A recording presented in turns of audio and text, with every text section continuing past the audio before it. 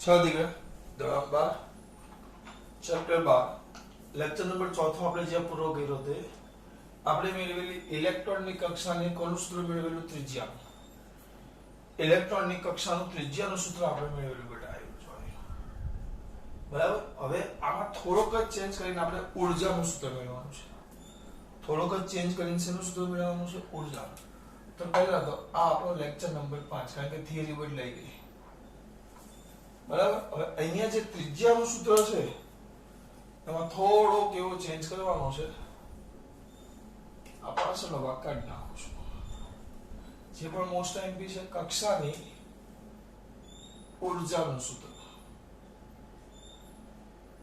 કોનું સૂત્ર બેટા ઊર્જાનું સૂત્ર ચલો ધ્યાન આપશો મારા દીકરાઓ તો કોનું બેટા ઊર્જાનું શું સૂત્ર ધ્યાન રાખજો ખાસ જો વસ્તુમાં કોઈ ફરક છે જ નહીં બેઠી જ લખવાની છે પહેલા જેમાં દર્શાવ્યા અનુસાર આકૃતિમાં દર્શાવ્યા અનુસાર એટલે અહીંયા જોવાનું નહીં એમનો મત લખવાનો પ્રયત્ન કરો આકૃતિમાં દર્શાવ્યા અનુસાર આરએન ત્રિજ્યાવાળી એનવી કક્ષામાં એક ઇલેક્ટ્રોન કેટલા દળનો m દળનો ઇલેક્ટ્રોન કેટલા વેગથી બેટા vn જેટલા કક્ષીય વેગથી વર્તુળાકાર માર્ગે શું કરે છે ભ્રમણ કરે છે બરાબર ન્યુક્લિયસ છે Ze એ ન્યુક્લિયસનો ધન વીજભાર છે તો આ ન્યુક્લિયસ અને આ કોણ ઇલેક્ટ્રોન એટલે કે ન્યુક્લિયસના ધન વીજભાર અને ઇલેક્ટ્રોન વચ્ચે લાગતું કુલંબી આકર્ષણ બળ જરૂરી એવું કેન્દ્રગામી બળ પૂરું પડે જરૂરી એવું શું પૂરું પડે બેટા કેન્દ્રગામી બળ કયું બળ જરૂરી એવું કેન્દ્રગામી બળ પૂરું પાડે છે આ વાત થઈ ગઈ જો તમારે બીજું કઈ વિચારવાનું આવે જ નહીં તમારું આ બેઠું એ જે સેન્ટેન્સ હતું એમાં કોઈ ફરક નથી કરવાનો કઈ નવું નથી વિચારવાનું આપણે એ બેઠું જ છે જો અહીંયા સુધી આવી ગયા હવે આજ કેન્દ્રગામી બળ જરૂરી એવું કેન્દ્રગામી બળ કોણ પૂરું પાડે કુલંબી આકર્ષણ બળ એટલે આ લખ્યું હવે ફરક આવે તેના હવે આપણે કાઢી નાખીએ હવે આ બધું કાઢી નાખો કારણ કે હવે બદલાશે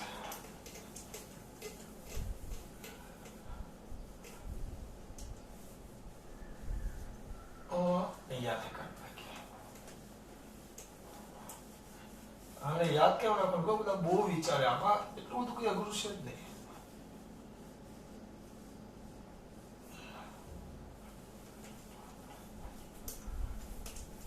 ચલો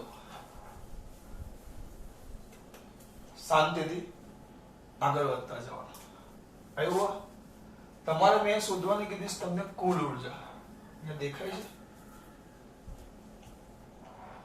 ચલો મેં તમને શોધવાની કીધી છે કુલ ઉર્જા અહીંયા ધ્યાન આપજો કુલ ઉર્જા બરાબર બે આવે ગતિ ઉર્જા પ્લસ સ્થિતિ ઉર્જા બસ હવે મારું કામ પતી ગયું ટૂંકમાં મારે પહેલા ગતિ ઉર્જા શોધવાની પછી સ્થિતિ ઉર્જા શોધવાની અને એનો સરવાળો કરવા પહેલા ગતિ ઉર્જા પછી સ્થિતિ ઉર્જા અને ત્યાર પછી એનો શું કરવાનો સરવાળો એટલે કઈ ઉર્જા મળે મને કુલ ઉર્જા કઈ ઉર્જા મળે કુલ ઉર્જા સર ચાલુ કરો કઈ નહીં આ સૂત્ર લખી નાખો અહીંયા સુધી બેઠો કોઈ ફરક નહીં હવે વિચારીને કેવો શું કરશો તમે હવે આમાં ગતિ ઉર્જા તમને કેવી રીતે દેખાય એમ ગતિ ઉર્જા કોઈ પદ છે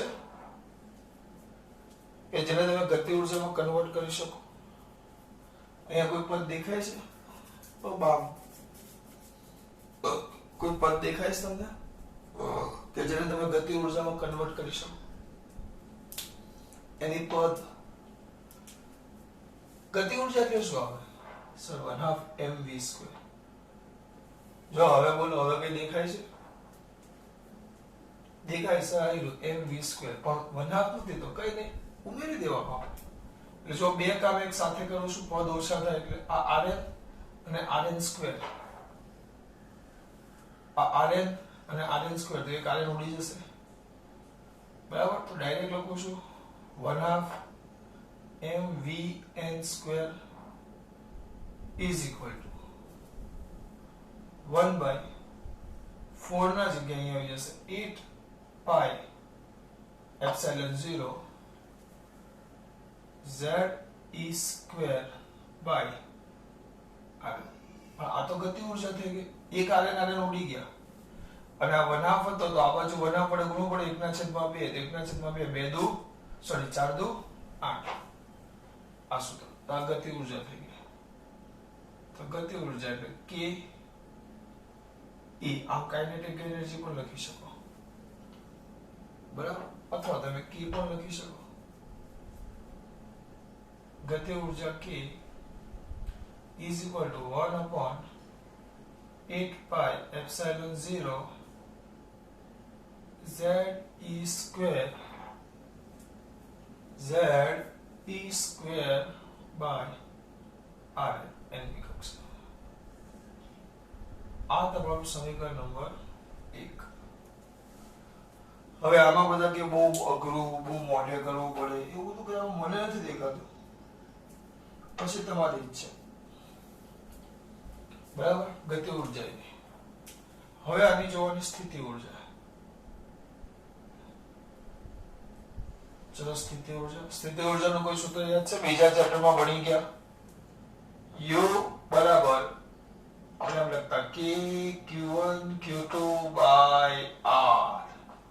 k q1 q2 by r આપણે આમ લખતા by r. r સ્ક્વેર ને r સ્ક્વેર લખો તો બળ થઈ જાય. એટલે k ના જગ્યાએ હું લખતો 1/4 pi epsilon 0 આપણે જ લખવાનું છે. તો સ્થિતિ ઊર્જા, તો આની સ્થિતિ ઊર્જા તો શું આવશે? સ્થિતિ ઊર્જા કઈ ઊર્જાની વાત કરીએ છીએ આપણે? સ્થિતિ ઊર્જા. બોલો માં દીકરાઓ સાવડે. સ્થિતિ ઊર્જા u બરાબર બોલો શું કીધું તમે? k એટલે 1/4 pi epsilon 0 છે. q1 q2 એક q1 માં છે ze બીજા q1 માં છે ઇલેક્ટ્રોન તો માઈનસ e બાય અંતર બાય r. તો સૂત્ર શું થશે? therefore u is equal to 1/, એમ લખું જોજો, 1/4 pi epsilon 0 આગળ આવી જશે minus z e square by r. આ તમારું બીજું સૂત્ર.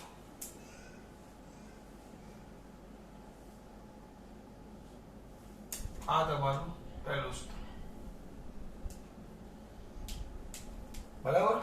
સિમ્પલ. બહુ ઉતાવળ કરવાની છે જ નહીં આમાં. હા, લખવામાં તો ઉતાવળ કરજો પાછા. તો હવે આપણે કુલ ઊર્જા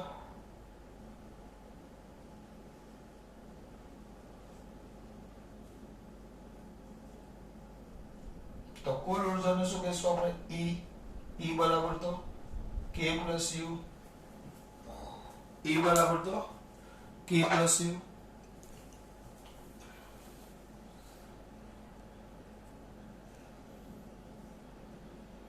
E બરાબર તો k plus u. k લખેલું છે કેટલું? 1/8 pi epsilon 0 z e square by rn minus 1/, क्या माइनस है 4 pi epsilon 0 z e square by rn છે. તો is equal to હવે ડાયરેક્ટ લખાય. ચોથામાંથી આઠમો ભાગ જાય તો કેટલો ભાગ વધે? આઠમો ભાગ. કોમન કરું લખું છું ખાલી ટાઈમ પાસ માટે. 1/4 pi epsilon 0 બરાબર z e square by rn common કાઢ્યું તો આમાં આવે 1/2 minus 1. તો અડધા આખામાંથી અડધો જાય તો માઈનસ અડધો કેટલો આવે? માઈનસ અડધો. એટલે અહીંયા જવાબમાં શું આવી જશે? માઈનસ અડધો. આ માઈનસ અડધો અહીંયા લખો એટલે 8 pi 1/8 pi આવી જશે. અડધો ને અહીંથી ગુણાકારમાં આવે એટલે હું એટલું લાંબુ નથી લખતો, ડાયરેક્ટ લખી નાખું છું. કેટલો? Minus 1/8 pi epsilon 0 z e square by r. આ તમારી કુલ ઉર્જાનું સૂત્ર થઈ ગયું. કઈ ઉર્જાનું? કુલ ઉર્જાનું. હા, આમ તમે જો કમ્પેરિઝનમાં કહો, બરાબર, હવે અહીંયાથી રાખો, આ ત્રણ સમીકરણ મેં લખેલા છે એટલે હું શું ને બીજી ધ્યાનમાં નથી આપતો. આ ત્રણ સમીકરણ ઘણીવાર MCQ માં બહુ મજા આવે એવા છે એટલે આને થોડુંક ધ્યાન આપજો ખાસ. હું એક વસ્તુ લખું ને, હા ભૂસી નાખીશ પછી, કારણ કે સૂત્રમાં એ નથી આવતું, પણ હું અત્યારે લખીને તમને આપી દઉં છું. આ થોડુંક વધારાનું છે તમારા માટે અહીંયા, એ તમારે લખી નાખવાનું. MCQ માં એમાં કામ આવે. વસ્તુ કઈ જ નથી ભાઈ, આની જ વાત કરવાનું છે. કોઈ નવી વસ્તુ નથી કહેવાનું. કોઈ નવી વસ્તુ તમને નહીં કહીશ, વસ્તુ આ જ કહીશ બધા. બરાબર?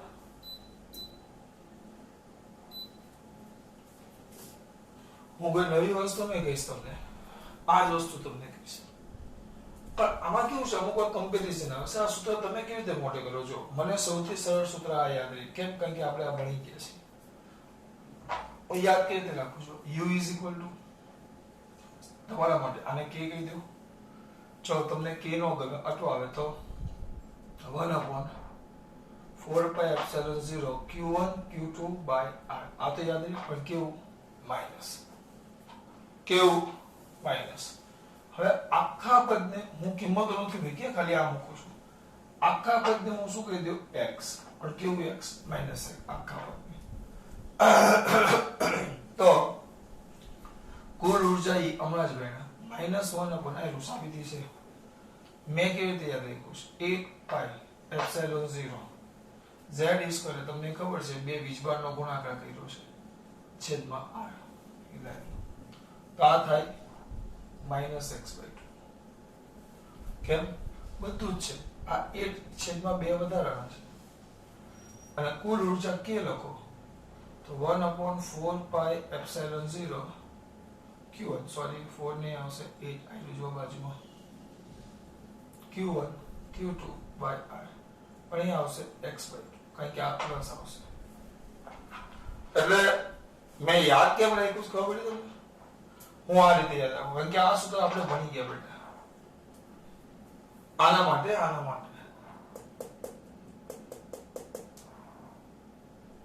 આ વીજભાર એક પ્લસ ને એક માઈનસ હોય તો હા, પછી અહીંયા માઈનસ લખી નાખો એટલે પછી વીજભારની કિંમતો નહીં મૂકવાની પાછી. ચાલ તમને લોચો પડશે. આપણે આના માટે ફિક્સ જ કહીએ તો અહીંયા કરી નાખીએ z²,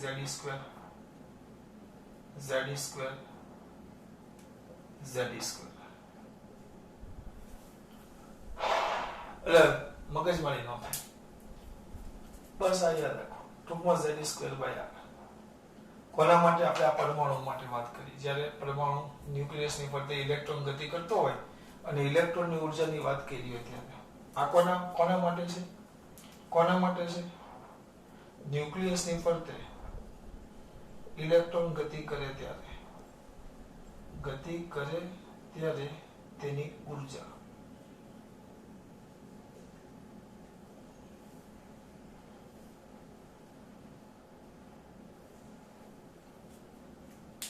તો u બરાબર -1/4πε0² z² બરાબર -x. આ બધી સાદી વાત છે. આમાં કઈ અકળાવવાની જરૂર નથી. આ યાદ રાખો. હું આજ યાદ રાખું કે આ -x, આ માઈનસ એટલે ઋણ બતાવે એમ. હા, પણ યાદ રાખવાનું કે ન્યુક્લિયસની ફરતે ઇલેક્ટ્રોન ગતિ કરે તો જ એક ઇલેક્ટ્રોન. કેમ? કારણ કે વીજભાર નતો. ન્યુક્લિયસની ફરતે ઇલેક્ટ્રોન જ ગતિ કરે, મને ખબર છે. પણ વસ્તુ શું કહેવા માંગુ છું? આ ઇલેક્ટ્રોન ગતિ કરે છે એટલે આપણે એ રીતે ધ્યાનમાં લીધું છે. એક q1 બરાબર ze અને એક q1 બરાબર ze અને q2 બરાબર e, પણ માઈનસ e એટલે માઈનસ.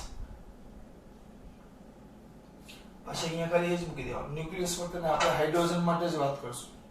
આ હાઇડ્રોજન માટે જ વાત થાય છે. બરાબર? આહા ઇલેક્ટ્રોનની કક્ષાની ત્રિજ્યા પણ બોહરે આપેલી. બોહરે બધી વાત કોના માટે કરેલી? હાઇડ્રોજન માટે. કક્ષ ત્રિજ્યાનું સૂત્ર, ઉર્જાનું સૂત્ર, આ તરંગ લંબાઈનું સૂત્ર બધી જ આવશે. પણ બોહરે બધું કોના માટે કીધેલું? હાઇડ્રોજન માટે. આ u બરાબર આવ્યું. આને -x કેવું? આ યાદ રાખજો, કામ આવશે. એક યાદ રાખવાનું. આ આપણને યાદ રહે 1/4πε0 z²/r. પણ કેવું? માઈનસ. ઇલેક્ટ્રોન છે એટલે. તો આ -x તો હવે સિમ્પલ. ગતિ ઉર્જા એની અડધી પણ ધન. સ્થિતિ ઉર્જા જે હોય એના કરતા ગતિ ઉર્જા અડધી પણ ધન. એટલે x/2 અહીંયા 1/8 પાઈ આવી ગયું, આની અડધી. અને કુલ ઉર્જા અને ગતિ ઉર્જા સરખી. કુલ ઉર્જા અને ગતિ ઉર્જા સરખી, પણ એક ધન અને એક ઋણ. ગતિ ઉર્જા તો ધન જ આવે, તો કુલ ઉર્જા ઋણ આવશે. પણ કુલ ઉર્જા એ કોના જેવી? એ બંને કોના જેવી? આના કરતા અડધી. જો કુલ ઉર્જા છે આના કરતા અડધી, પણ એ ઋણ. સ્થિતિ ઉર્જા કરતા ડાયરેક્ટ અડધી. આ જે ગતિ ઉર્જા છે એ આના કરતા અડધી પણ ધન. આના એટલે સ્થિતિ ઉર્જા કરતા અડધી પણ ધન. આ યાદ રાખવાનું છે. કે રીતે u x લેવું તો k ધન x/2 અને e કુલ ઉર્જા ઋણ x/2. હા, પછી x ની કિંમત ખબર હોવી જોઈએ. હા, નકર પાછું એ લોચો x ની કિંમત એ ન આવડતી હોય. બરાબર? આ વધારાનું છે, આ MCQ માં કામ આવે. ઘણા MCQ કરશું ત્યારે આવશે. આ ધ્યાન રાખજો. સૂત્ર તો જે આપણે બાકી છે.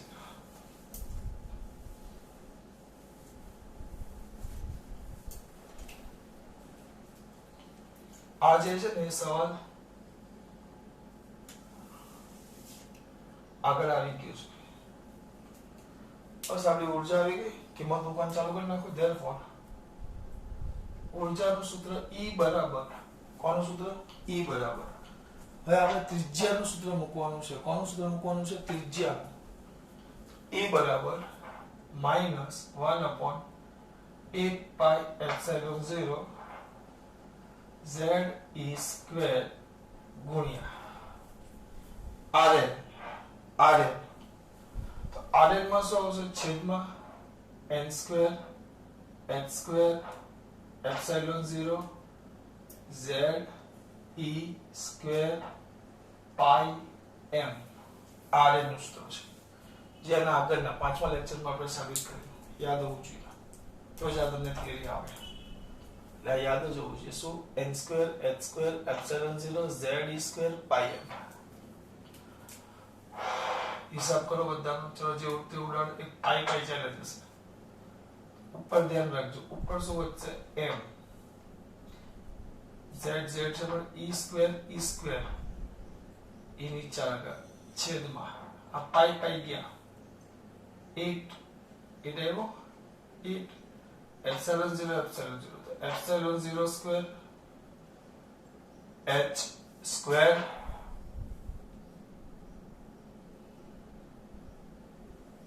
કઈ વૈદ્ય બેટા? હા, આટલું આવ્યું ગુણ્યા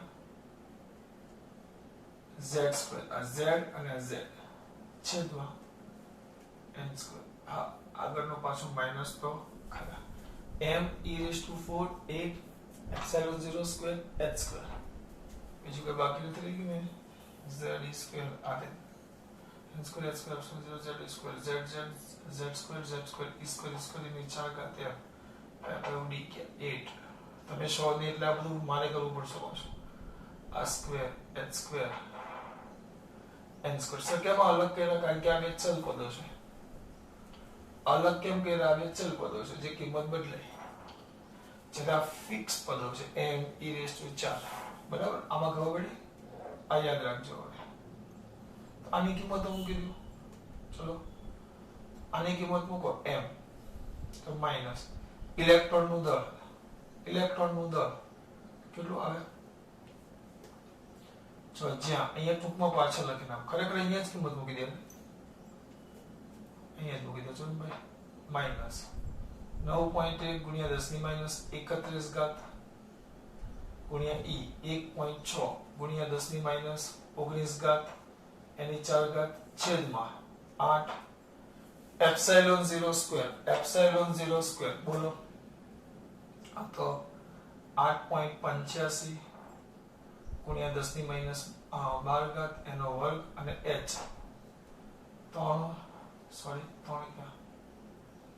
6.6 લેવું તો કોણ ચાલે? 6.625 લે. અલગ અલગ આંકડા આવે. ગુણ્યા 10⁻34 ઘાત 25 માં લે છે અમુક વાર. એનો વર્ગ થોડાક માટે જગ્યાની લોચો પડે ને અહીંયા લખું છું ગુણ્યા z²/n². આ કિંમત મૂકો, મને યાદ જ છે આનો જવાબ છેલ્લે આવે -13.6 eV, બરાબર. પણ જૂલમાં એ લોકોએ જવાબ આપેલો છે, ખાલી જોઈ લઈએ આપણે કે તમે કરી નાખજો. નુકસાન આર્થિક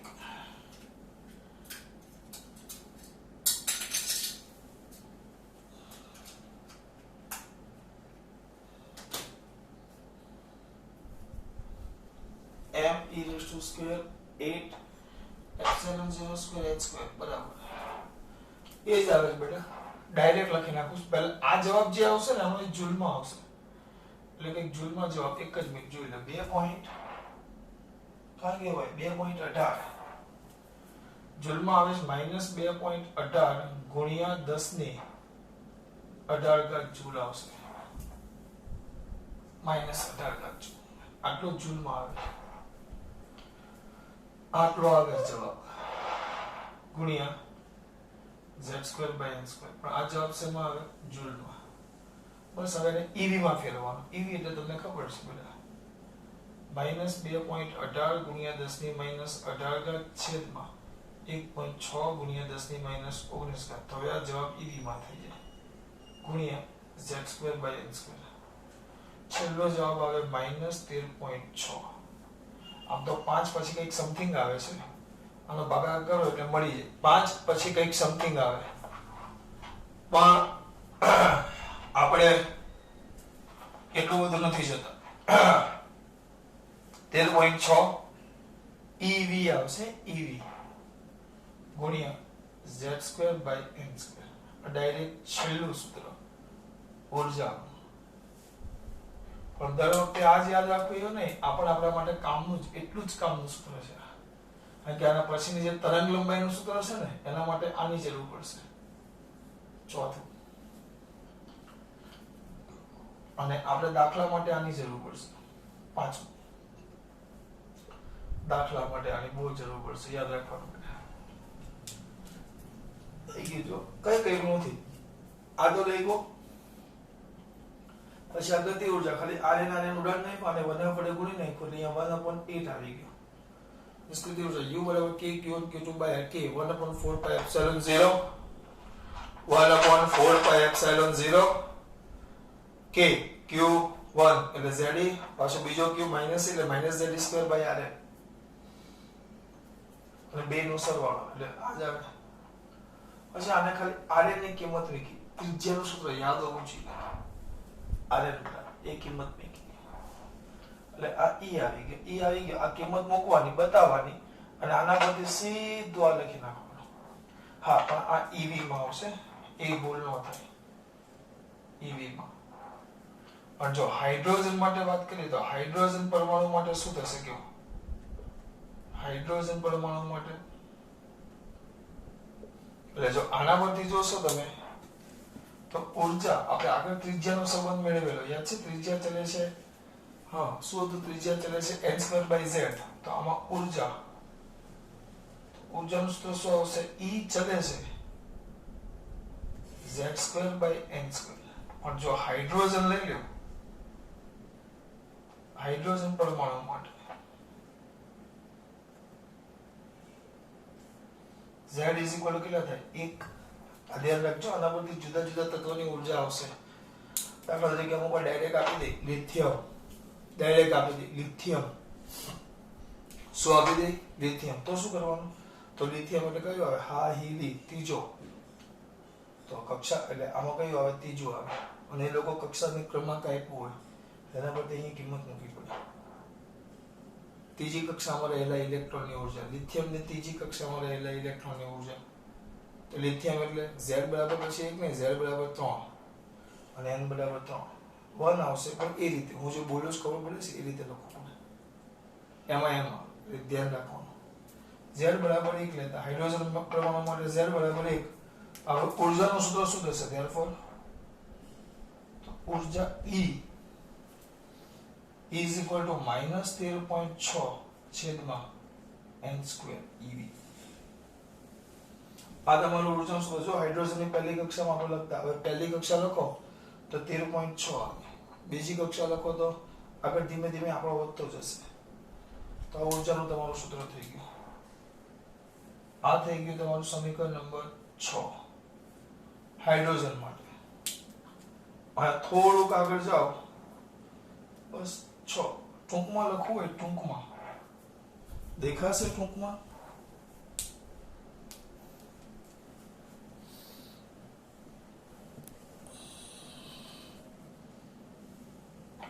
કેમ લખવું હોય બેટા?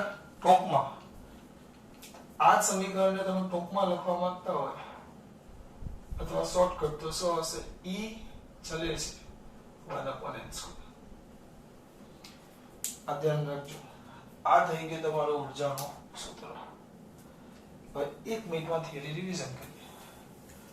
દ્વિતીય સૂત્ર લખ્યા છે બધા. તો કામ કરો.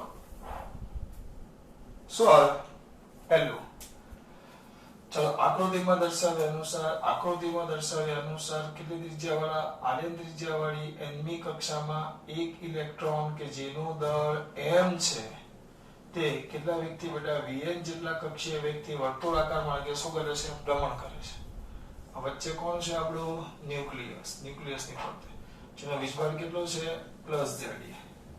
તો ન્યુક્લિયસ અને આની વચ્ચે લાગતું જે કુલંબીય આકર્ષણ બળ જરૂર એવું શું પૂરું પાડે? કેન્દ્રગામી બળ. એટલે ડાયરેક્ટ કુલંબીય આકર્ષણ બળ એ જરૂર એવું શું પૂરું પાડે? કેન્દ્રગામી બળ. બધા લખતો નથી mv²/r is equal to Rn ને Vn. Rn અને Vn અહીંયા જે વાત કરી હતી શું બોલો કે 1/4πε0 q1 q2 ze z q1 q2 by r² એટલે rn² એક rn ઉડી ગયો તો 1/mvn² is equal to 1/8πε0 z² by rn. તમારી ગતિ ઊર્જા આવી ગઈ. સ્થિતિ ઊર્જા u બરાબર 1/4πε0 z is square by rn પણ કેવું? માઈનસ. બરાબર? rn પણ કેવું? માઈનસ. બીજું સૂત્ર આવી ગયું. કુલ ઊર્જા k, કુલ ઊર્જા E બરાબર તો k + u એનો સરવાળો કરો તો એ જ આવશે. યાદ રાખવાનું કે આના કરતા અડધું તો -1/8πε0 z² by rn. rn ની કિંમત કઈ? n² h² ε0 છેદમાં ze સ્ક્વેર પાઈ m એ મૂકો એટલે તમને તમારું સૂત્ર મળી ગયું. પછી આની કિંમત મૂકીને ડાયરેક્ટ દર્શાવી દેવાનું. એની કિંમત કેટલી છે? -13.6. અને આ યાદ રહે તો રાખવાની 2.18 × 10⁻18. સીધું સૂત્ર આવી ગયું. તો આ ચલે છે શું આવશે? z² by n². અચળ કાઢી નાખી. પણ હાઇડ્રોજન માટે હાઇડ્રોજનમાં એટલે સોરી બધા માટે હવે હાઇડ્રોજન હોય તો z બરાબર કેટલા આવે? 1 એટલે આવી ગયું. આ તમારું સૂત્ર અહીંયા સુધી પતી ગયો. આમાં લોકો કે અઘરું છે. લોકોએ હું નથી કહેતો. આ તમારું થઈ ગયું ઊર્જાનું સૂત્ર. બરાબર? આના પછી તો બહુ ભણવાનું છે. ખાસ વાત